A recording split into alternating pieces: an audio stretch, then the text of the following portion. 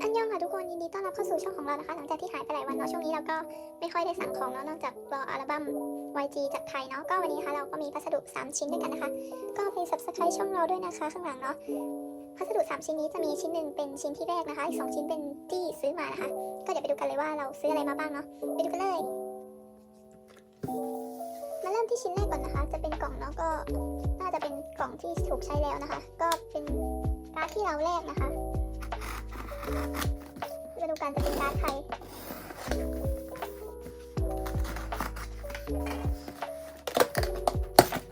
คิดว่าน่าจะเป็นโฮโลแกรมนะคะทุกคนออกมาดีมากเราไม่ค่อยซีเท่าไหร่นะคะว่าจะส่งเป็นกล่องเก่าหรือกล่องใหม่ขอแค่การ์ดปลอดภัยก็พอเนาะมาดูกันว่าเราแลกใครมาเนาะออกมาดีมากเลยอะมีฟิวเจอร์บอร์ดข้างในด้วยก็เป็นพัสดุเทสเชอร์ตามเคยนะคะก็เป็นโซจองคาวานนะคะน้องจองคาวานเนาะเป็น chapter 1นะคะแกะไม่ออก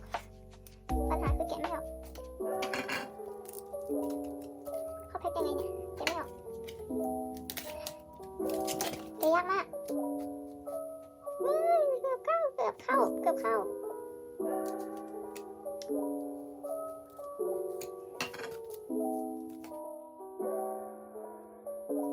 ในที่สุดก็ได้แล้ว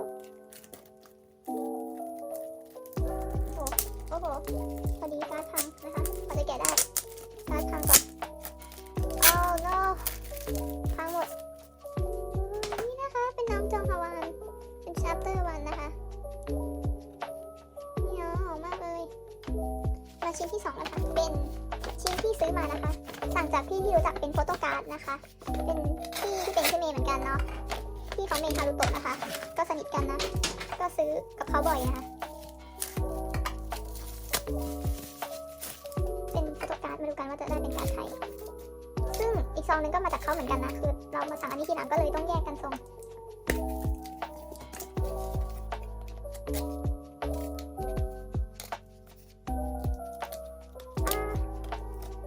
นี่นะคะทุกคนก็เป็นการ์ดน้องโดยองกับน้องเยดำนะคะเป็นchapter ไหน chapter 2นะคะมองไม่เห็นภาษาอังกฤษตัวมันเล็ก chapter 2นะคะเป็นน้องเยดำกับ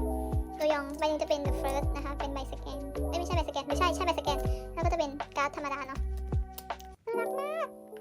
ชอบเยดำมากเลยเราโอเคค่ะมาต่อกันอีกอันนึงอันนี้จะเยอะกว่านะคะอันนี้จะเป็นอันที่สั่งรอบแรกคืออันนี้มันมาถึงก่อนแต่ว่าเรารอแกะพร้อมกันเลยเนาะเพราะว่าช่วงนี้ไม่ได้ทำวัสดุก็เลยแกะทีเดียวเลยละกันคลิปมันจะได้แบบไม่น้อยไปเนาะก็ช่วงนี้นะคะเราไม่ค่อยได้ลงคลิปนะไม่ได้ลงเราก็จะไปเล่น TikTok แทนนะคะก็จะไปดูคนอื่นเขาแกะอัลบั้มส่วนเราก็ได้แต่อิจฉาไปนะคะเพราะว่าอัลบั้มยังไม่มาก็ว่างๆถ้าใครคิดถึงเราก็ไปตามใน TikTok ได้นะก็จะลงคลิปเล่นๆนะคะนี่โอ้นี่มันซองเรานี่แล้วซองนี้ก็จำได้เป็นซองของเราที่เคยส่งไปให้พี่เขาครั้งที่แล้วซองอันนี้คือเราซื้อมาใส่จดหมายให้มาชิโฮะโดยเฉพาะเลยนะเนี่ยแล้วแบบจะให้มาชิโฮะแค่อันเดียวแล้วก็ใส่ซองจดหมายอ่ะแล้วมันต้องซื้อยกแพ็คอ่ะก็เลยซื้อยกแพ็คมาค่ะ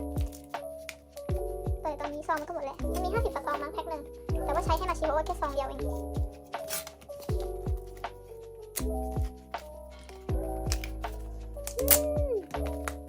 หลายใบอยู่นะโอเคค่ะทุกคนเรามาดูกันว่าได้อะไรมาบ้างก็จะเป็นโฮโลแกรมนะคะเป็น chapter 2เป็นน้องเยดำซึ่งใบเนี้ยเราเคยมีแล้วแบบเก็บอัลบั้มอันบ็อกให้ดูนะคะแต่ว่าเราเอาไปแลกเป็นเมมอื่นเนาะมันเป็นจุดเหรอฮะหรือไม่ใช่ไม่ใช่เนาะน่ารักอ่ะใบนี้เคยมีเนาะแกะได้เองแต่ว่าไปแลกตอนนั้นไม่คิดว่าจะเก็บการ์ดทุกเมมไงก็เลยไปแลกมาต่อกันที่การ์ดนะคะก็จะเป็นฮารุโตะนะคะน้องฮารุโตะเมนพี่เขาเนาะแล้วก็น้องโดยองเป็นอาซาฮิเป็นแจฮยอกนะคะแล้วก็เป็นโยชิโนรินะคะก็หมดแล้วเนาะวันนี้ก็มีการ์ดมาทั้งหมด3 4 5 6 7การ์ด7ใบโฮโลแกรม2ใบนะคะวันนี้ก็ฝากติดตามช่องเราด้วยนะคะช่องนี้เลยเนาะช่องนี้เลยฝาก Subscribe นะถ้าใครคิดถึงเราก็ไปติดตามเราใน TikTok ได้นะคะชื่อของช่องเลยเนาะก็ช่องนี้จะไปเล่น TikTok นะเพราะว่าไม่มีคลิปมาแกะอันบ็อกนะคะก็ไปกันนะคะบ๊ายบาย